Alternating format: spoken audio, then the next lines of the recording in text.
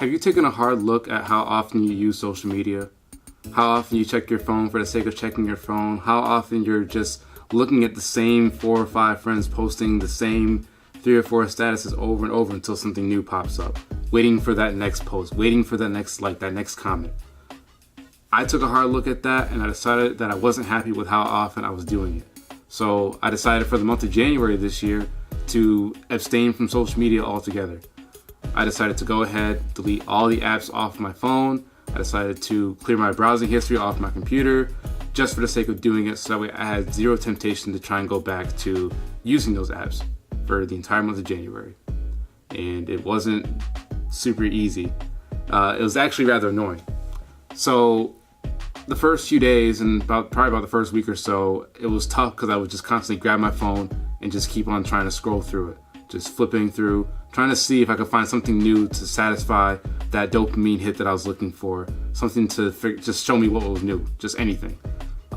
Unfortunately for my phone, I have a Pixel 3 and I have a Google News app as well as an app or a feed on the left-hand side that just shows me the latest headlines based on what I'm interested in.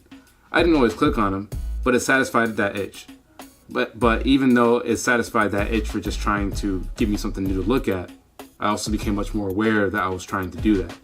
And so over time, over the next few weeks after that, I eventually curbed that itch to try and look through my phone for the sake of looking through it.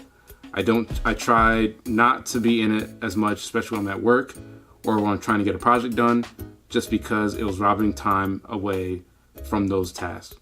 It was very important for me to just be present and be in the moment. Whenever I'm at dinner, I try not to have my phone out in the first place just because I'm supposed to be present with whoever I'm eating dinner with. Or if I'm eating by myself, I should just focus on eating and just enjoy the fact that I'm eating food rather than looking for what's next, what's happening with all my friends. And the other thing that I realized too in the past month was that everything that I'm seeing on social media anyway, or everything that I would have seen, has already happened. None of this stuff is in real time. It's all, an hour, 2 hours late, or even just a few seconds. And frankly, my time was better spent trying to figure out what the next thing I was going to do in terms of the moment that I was in, not so much what all my friends had done in the previous 15 minutes to an hour, just for the sake of checking it. And so when I returned to social media this month, I didn't have those itches like I used to. I wasn't so pressed to be within social media all the time. In fact, when I added Snapchat, I went through and just figured out, okay, what snaps that I missed. And then after that, I was like, okay, well now who do I want to keep on my list? Same thing with Instagram. I went through Instagram and the first thing that I opened up was a picture of this woman's butt. Now, looking at a butt could be nice on Instagram, but it's all fun and games until you realize that your fiance is sitting right next to you.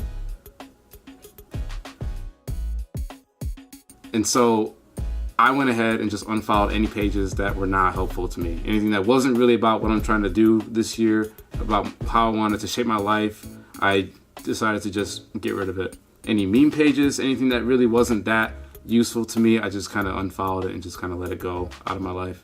And if I really want those memes, I have better avenues to look at. And then lastly, when I added Facebook back into my life, it just felt slimy. I didn't even want to even put it back on my phone because I knew that it would just be a trap. I knew that I would be tempted to just scroll through my social media or through my feeds for the sake of scrolling through them because it's there. Why not? It's easy. It's comfortable. But it's shallow. It's not really something that I wanted to do. It's not how I wanted to spend my minutes, seconds, hours sitting on social media just scrolling through, especially when I could even do that on my computer. But even then, I try not to do that too much.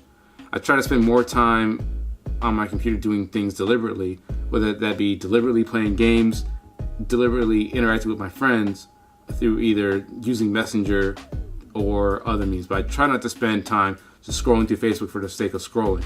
I've gone even as far as to use Facebook only in incognito mode just so that I didn't have the history recorded that I was using it.